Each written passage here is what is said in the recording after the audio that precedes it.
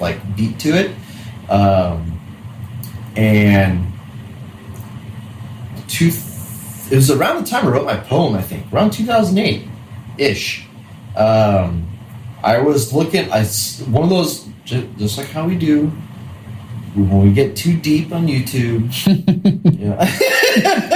Fall down the rabbit hole. I got very deep one day, and I was like in that path of somehow I came across message forums about people talking about people that do, or bands or whatever, music that's covers of or sounds like the theme of the Doom theme.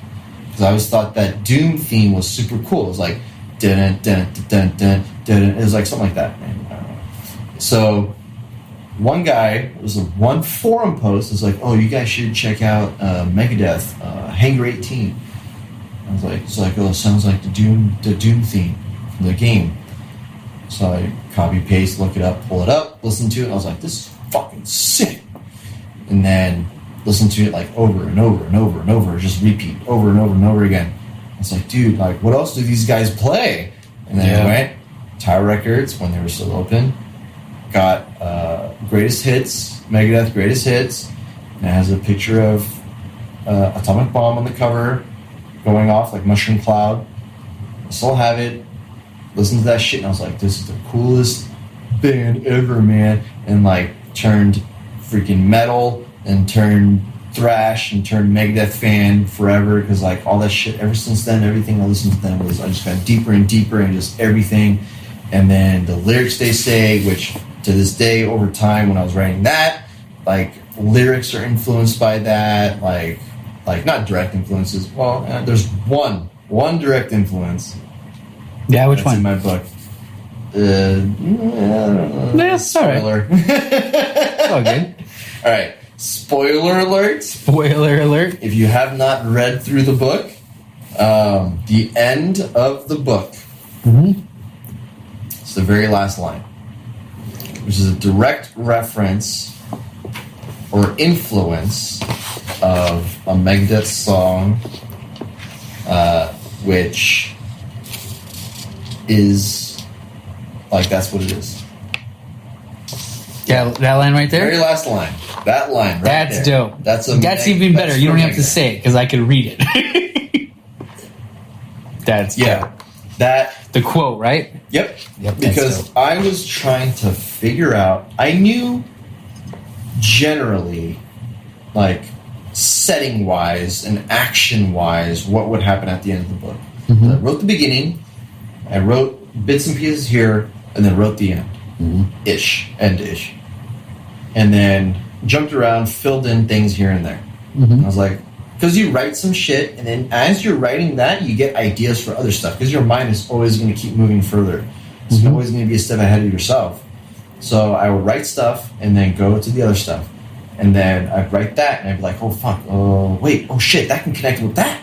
And then go back and write that, and add a sentence here that connects to that one, and whatever. And then all the holes eventually start getting filled. So that was the process of, that's fucking writing. Because it's impossible, I think, to write the first sentence of your book and then systematically, sentence after sentence, go and write through the whole thing. I don't think I seriously doubt any author does that. Like best-selling authors, whatever. I doubt that's how it works. If they do, freaking, that's fantastic. That must be easy. You know what I mean? Yeah, that sounds way too easy. To know how exactly, you know what I mean? So so I got to a point where most of everything, maybe like 80% of everything was filled in. Just like, there was one chapter that fucked me up. What chapter? Let me see it. I don't remember what chapter it was.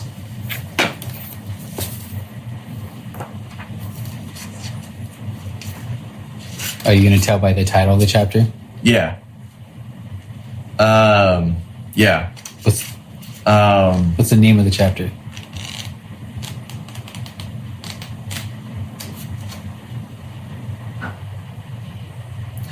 Yeah. So chapter 8, Legend of Artemis 4. So that chapter was the very last chapter I finished. Okay. Because I was stuck on it. I had no idea how to, because like I was saying earlier, I wrote it in a way where it could be visualized like a film, right? Like how you brought up. And that one chapter I could not do. I couldn't make it look like it. I couldn't make it feel like it, sound like it, read like it, whatever. Couldn't make it happen. I wrote it one way and had left it that way for a long time. And I wrote the rest of the book.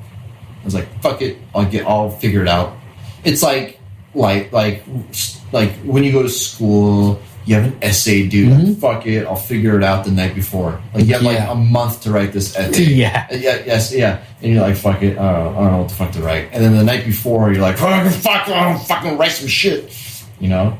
So that's what happened. So I was like, I'm gonna leave it. Because you want to keep moving forward. You don't want to get caught up on one part. You're like, okay, got it. I'll come back to that. Let's keep moving forward. Because you're going to get ideas for other stuff, and you don't. If you are hung up on that, you're gonna. Even if you make notes of ideas of other stuff, you're still going to lose that momentum. So wrote that. So left that the way it was, and then I used to go to Pete's Coffee. I would jump coffee shop to coffee shop. So I was unemployed this time period. This was before I came back to start with you guys. So I was like, you know what? Because I was going to start right away, right when it opened. And then with the new dealership, you were going to transfer from Phillips to Capital right away. And then I talked to Tom at that time, and I was like everything was done, and I was like, you know what, guys? Like after the fact, it was like a couple days later, and I was like, there's something I need to do. If I don't do it, it's never going to happen. Yeah. So I was like, okay, I'm going to do it. So I did that.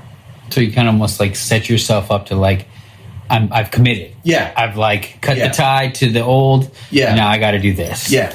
So that's what I did. And I was like, okay, so that's for about a year. I think maybe a little bit less than a year. Something like that. So I went coffee shop every day. I would go like 2-3 days, maybe take a day off and just fuck around, and then another 2-3 days, whatever.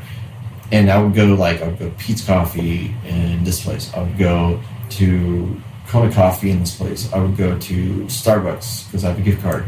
I would go to it's a grind. I would just jump around, just change the vibe and atmosphere.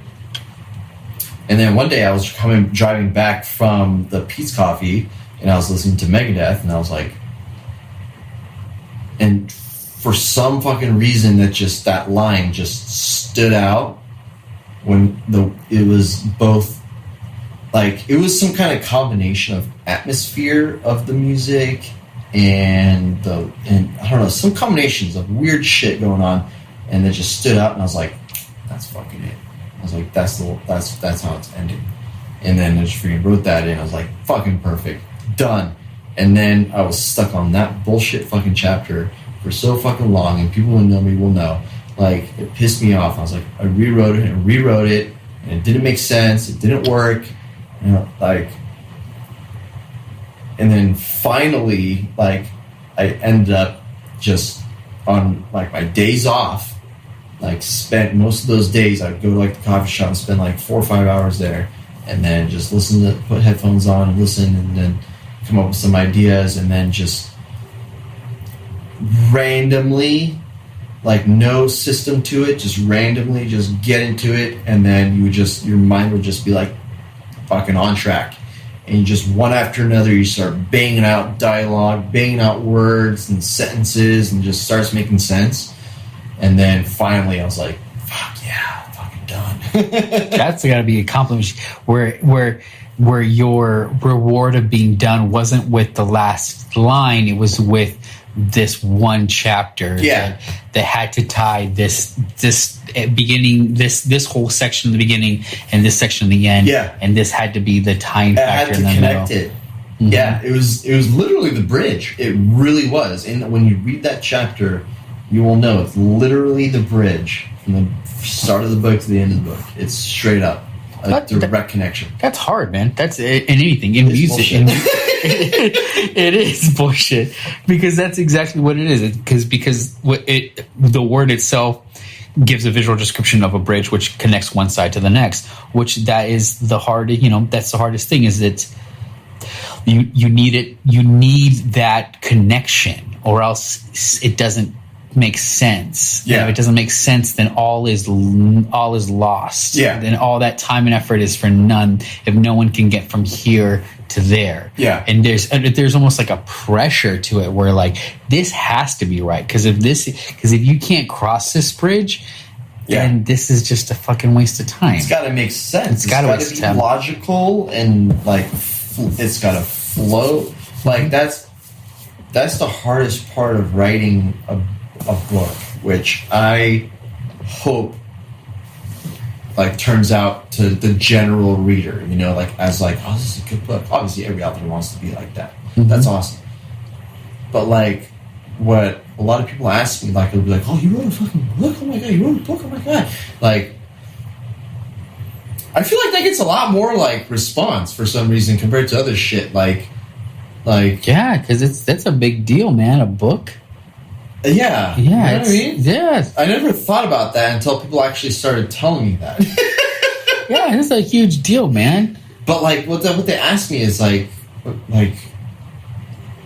how did you do that? That's like becoming an astronaut or some shit. How did you become an astronaut? How did you go into space?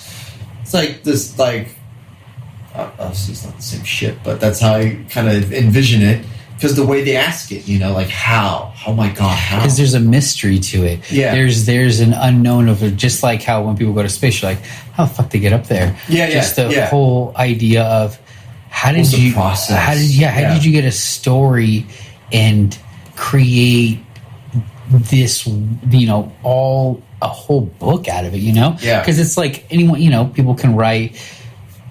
Especially with your kind of novel, like it's like this is like I love that in the beginning. It made me laugh that at the beginning of the book you state that this story is a work of fiction and the names of characters and places included in this product authors are the author's imagination. So it's like, yes, it's basically saying, dumbasses, this is my imagination. Yeah. I came up with this shit. Yeah. This isn't a documentary, or this isn't an autobiography. So, but that's what adds to the mystery of it, is that it's easy. It's almost easier to be like, oh yeah, here is a book on C.S. Lewis's life because he lived it. Yeah. Now he wrote it. It's pretty much all I got to do is translate it into words. Yeah. Done. Or any other, or like people that write articles. You're taking something that really happened and you're going, well, let's take that story and put it into words. This is like, well, I got to make up the story and then I got to put it into words. That's the hardest part. That's the hardest part. What I was getting to was people ask me, how do you write that? Like what's the hard? What was hard? What are stupid like questions like that?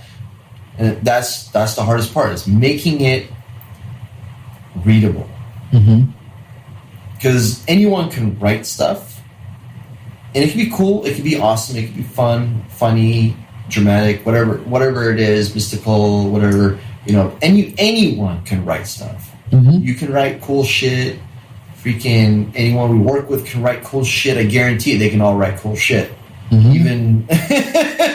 Well, the thing is that people have cool stories or have cool content, but it's another thing, like you said, to make it readable. Right. That was fucking hard to make it readable, and the way I think I overcame that was envisioning it as a film to see what makes sense. It has to make sense. It has to like some kind of like logic behind it. Like I was saying, I think I said earlier, was very logical. It has to make sense. So I don't claim to be some amazing grammatical guy. I'm not like, the what do you call it? The people that graduate at the top of their class. Oh,